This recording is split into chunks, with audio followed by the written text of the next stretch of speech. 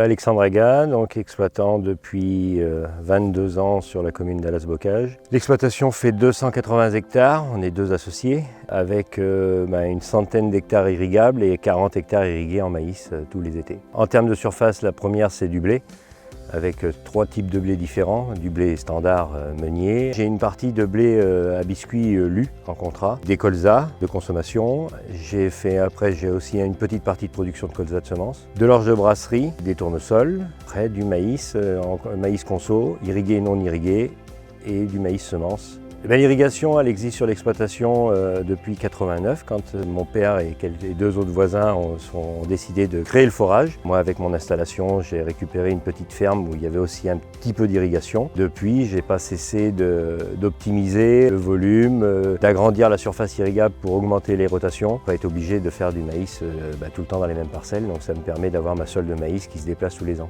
La plus-value d'avoir une sécurité par rapport aux aléas climatiques, l'aléa sécheresse forcément. Depuis 3 ans où j'ai récupéré des contrats de semences, la plus-value de l'irrigation, c'est le fait d'avoir des contrats de semences où en fin de compte la valorisation de l'eau est encore optimum, quoi. Sans irrigation, pas de contrat de semences, pas de diversification, pas de filière spécialisée. Pour moi, c'est vraiment la sécurité et sur la taille de la structure, c'est ce qui fait la majeure partie du revenu, quoi. Les réserves aujourd'hui sur chaque bassin a ses problématiques. Moi sur le bassin ici, on est sur le bassin de la Seugne. On a un déficit par rapport au volume qui nous est attribué, qui reste sur le bassin, de pas tout à fait 3 millions de mètres cubes. C'est soit on descend de 30% le prélèvement de chaque irrigant et puis on est à l'équilibre et peut-être que ça va marcher. Ou alors on construit des réserves et si on a les réserves, on a une sécurité de l'eau pour tous, sur tout le bassin, parce que c'est un projet mutualisé. Et derrière, on tient nos filières de culture à forte valeur ajoutée, on tient nos rotations. Sans eau, pour ceux qui ont fait le choix de l'avoir, revenir en arrière, c'est très compliqué. Après, nous, on est dans une région où il y a de la viticulture. Il y a des gens qui n'ont pas été vers l'irrigation dans les années 90 parce qu'ils avaient la vigne et puis que voilà. On a décidé d'optimiser au maximum nos productions en céréales, quoi. Si on arrive à construire nos réserves, derrière, c'est 8 années sur 10 où on passera des campagnes extrêmement simples. Bon, cette année, c'est une campagne assez simple parce qu'on a eu beaucoup d'eau au printemps, malgré tout l'été et l'hiver sec qu'on a eu.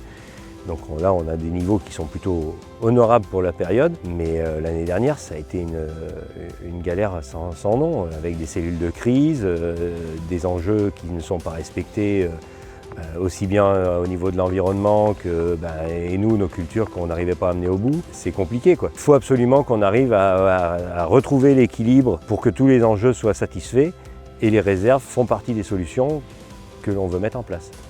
Alors des engagements dans le cadre de la transition, des outils pour optimiser l'irrigation en font partie. Bon après voilà, j'ai un pivot sur une parcelle parce que j'en ai une qui se prêtait à le faire, donc ça c'est sûr que ça fait une économie d'eau à l'hectare. On est dans une zone où on ne peut pas mettre des pivots partout, on est embêté par des lignes électriques, il y a plein de freins à la mise en place de certains matériels, même si on sait qu'ils sont plus performants.